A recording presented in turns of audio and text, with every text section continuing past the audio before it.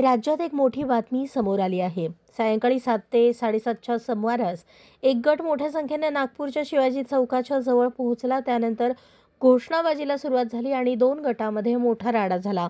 या घटनेमुळे नागपूरमध्ये तणावाचे वातावरण निर्माण झाले।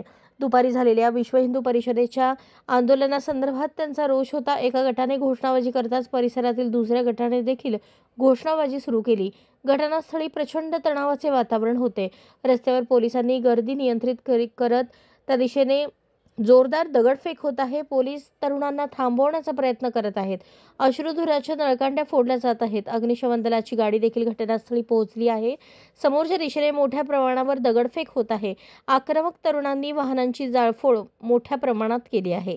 सकाळी औरंगजेबाच्या कबरी विरोधात नागपूरमध्ये विश्व हिंदू परिषद आणि बजरंग दलाकडून आंदोलन करण्यात आले। त्यानंतर सायंकाळी दोन गट आमने-सामने आल्याचे पाहायला मिळाले।